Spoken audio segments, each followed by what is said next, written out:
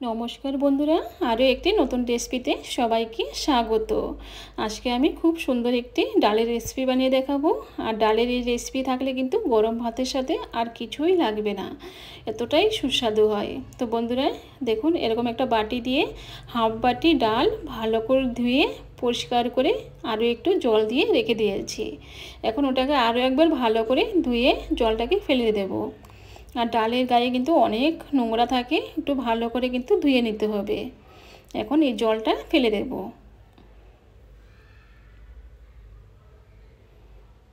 তো দেখুন বন্ধুরা, জলটা কিন্তু ফেলে দিয়েছি।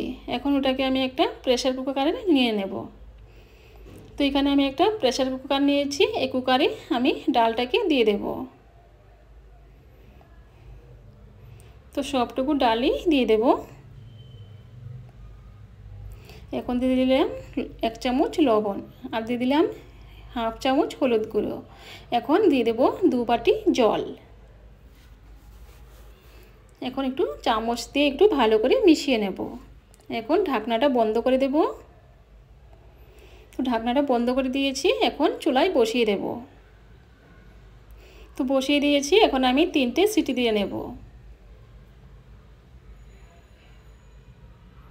তো দেখুন বন্ধুরা, 3টে সিটি কিন্তু হয়ে গেছে। এখন এটাকে আমি সাইডে রেখে দেবো ঠান্ডা হওয়ার জন্য। আর এখানে নিয়েছি কিছু সবজি, এখানে নিয়েছি সজনে ডাঁটা, আর নিয়েছি পেঁয়াজ। আমি কিন্তু সজনে ডাঁটাগুলো কিন্তু সবগুলো সবজি কিন্তু ভালো করে ধুয়ে পরিষ্কার করে নিয়েছি। আর এখানে নিয়েছি পেঁয়াজের পাপড়ি, আর নিয়েছি গাজর, আর নিয়েছি লাউ। লাউটা কিন্তু আমি ডুমো ডুমো করে কেটে নিয়েছি। তো সবগুলো উপকরণে কিন্তু ভালো করে ধুয়ে পরিষ্কার করে নিয়েছি। এখন আমি চুলায় বসিয়ে দিয়েছি একটা কড়াই। এখন দিয়ে দিলাম তেল। এখন দিয়ে দেব সর্ষে। এখন দিয়ে দেব শুকনো লঙ্কা।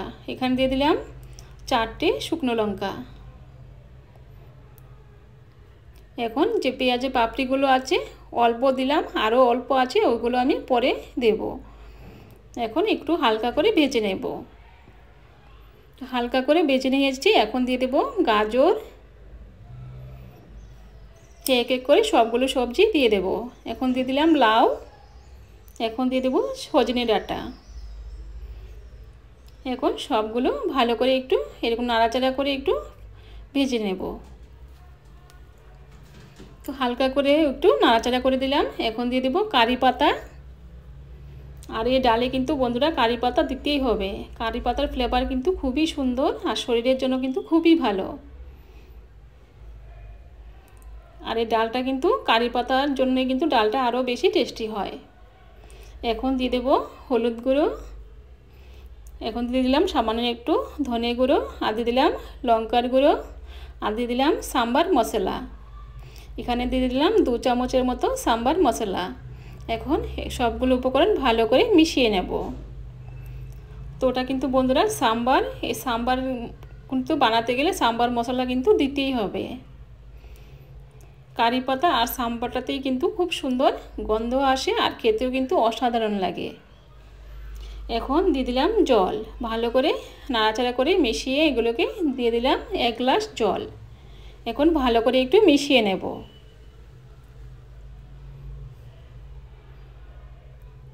তো ভালো করে একটু মিশিয়ে নিয়েছি।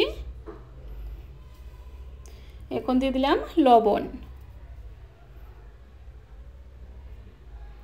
এখন আরও একবার ভালো করে মিশিয়ে নেব। এখন আমি ঢাকা দিয়ে 5 মিনিটের জন্য এগুলোকে সিদ্ধ করে নেব।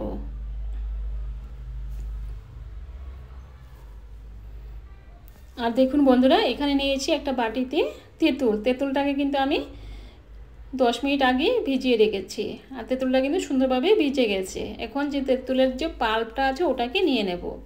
তো হাত দিয়ে এরকমভাবে একটু চটকিয়ে তেঁতুলটা পাল্পটা বের করে নেব, আর যে ছিবড়াগুলো আছে সেগুলো ফেলে দেব।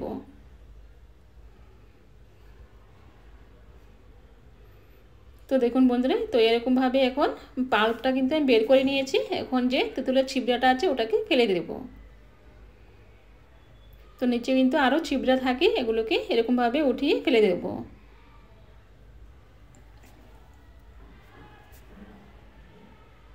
তো আপনারা কিন্তু ইচ্ছা করলে ওটাকে ছেঁকেও নিতে পারেন, একটা ছাঁকুনিতে ছেঁকে নিলে কিন্তু ভালো হবে, আবার এরকমভাবেও নিতে পারেন। তো সবগুলো আমি বের করে নিয়েছি, আর কিন্তু নেই। এখন ডালটা দেখে নেব। তো দেখুন বন্ধুরা, ডালটা কিন্তু সুন্দরভাবে কিন্তু সিদ্ধ হয়ে গেছে। এখন ওটাকে আমি একটু হালকা করে একটু মিশিয়ে নেব। খুব একটা কিন্তু ম্যাশ করব না, হালকা করে একটু এই খুন্তি দিয়ে একটু ভালো করে মিশিয়ে নেব। একটু ভালো করে কিন্তু আমি ওটাকে মিশিয়ে নিয়েছি। এখন দিয়ে দেব জল। তো আমি এখানে 1 গ্লাস জল দিয়ে দিলাম। এখন একটু ভালো করে মিশিয়ে নেব। ভালো করে একটু মিশিয়ে নিয়েছি। এখন এটাকে সাইডে রেখে দেব। এখন যে সবজিগুলো এগুলোকে দেখে নেব। তো সবজিগুলো কিন্তু হাফ সিদ্ধ হয়ে গেছে। এখন দিয়ে দেবো টমেটো। এখানে একটা টমেটো একদম ছোট ছোট করে কেটে নিয়েছিলাম, এখন দিয়ে দিলাম। এগুলোকে আরও একবার ভালো করে মিশিয়ে নেব। তো ভালো করে একটু মিশিয়ে নিয়েছি। এখন যে তেঁতুলের জলটা আছে ওটাকে দিয়ে দেব।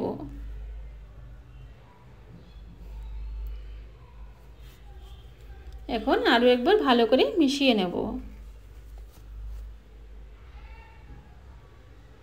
এখন ঢাকা দিয়ে আরও 5 মিনিটের জন্য এগুলোকে সিদ্ধ করে নেব। তো 5 মিনিট হয়ে গেছে, আর সবজিগুলো কিন্তু আগে থেকে আরও অনেকটাই সফট হয়ে গেছে। এখন যে বাকি পেঁয়াজের পাপড়িগুলো রেখেছিলাম এগুলোকে দিয়ে দিলাম। তো আমি কিন্তু প্রথমে কিছু পাপড়ি দিয়েছি পেঁয়াজের, আর পরে কিন্তু কিছু দিয়েছি। তো পরে কিন্তু এরকমভাবে পেঁয়াজের পাপড়ি দিলে দেখতেও সুন্দর লাগে, খেতেও কিন্তু বন্ধুরা অসম্ভব টেস্টি হয়।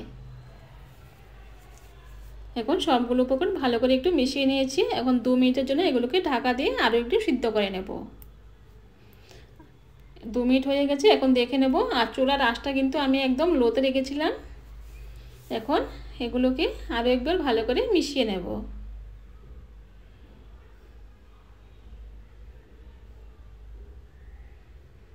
তো দেখুন বন্ধুরা কত সুন্দর লাগছে।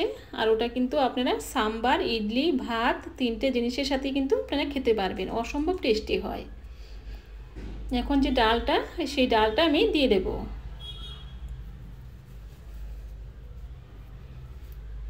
এখন আরও একবার ভালো করে মিশিয়ে নেব। তো বন্ধুরা, অনেকে কিন্তু ডালের সাথে কিন্তু সবজিগুলো একসাথে সিদ্ধ বসিয়ে দেন, কিন্তু এরকমভাবে করলে কিন্তু এগুলো সবজিগুলো একদম সিদ্ধ হয়ে যায়, খেতে কিন্তু ভালো লাগে না। তো এরকমভাবে যদি বানান তাহলে কিন্তু আপনারা যে সাম্বারের টেস্টটা আছে ওটা কিন্তু একদম পারফেক্ট একদম পাবেন, মানে খুবই সুস্বাদু হয়। তো প্রেসার কুকারে কিন্তু আপনারা ডালের সাথে সবজি সিদ্ধ করবেন না, তাহলে কিন্তু সবজিগুলো একদম বেশি সিদ্ধ হয়ে যায়, খেতে কিন্তু একদম ভালো লাগে না। তো এইভাবে একবার করে দেখবেন, আপনাদের আশা করি ভালো লাগবে। তো এখন এগুলো একটু ভালো করে ফুটিয়ে নিয়েছি। আর এটা হচ্ছে একটা সিক্রেট টিপস বন্ধুরা, একটু গুড় কিন্তু দিতেই হবে। আর এই গুড়টা দিলে কিন্তু ওটা টেস্টটা আরও বেড়ে যায়, মানে এতটাই মানে সুস্বাদু হয়, মানে ব্যালেন্সটা একদম ঠিক থাকে, খেতে কিন্তু অসাধারণ লাগে।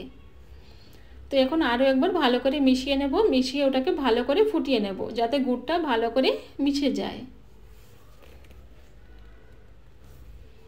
তো এখন ওটাকে একটু ফুটিয়ে নেব। তো দেখুন বন্ধুরা, ওটাকে কিন্তু আমি 2 মিনিটের মতো ফুটিয়ে নিয়েছি, আর কত সুন্দর একটা কালারও কিন্তু চলে এসছে। তো এরকমভাবে ওটাকে আরও 2 মিনিটের মতো ফুটিয়ে নেব।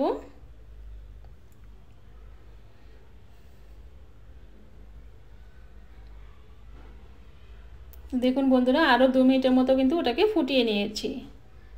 তো ওটা কিন্তু প্রায় হয়ে গেছে। এখন আমি দিয়ে দেব ধনেপাতা কুচি।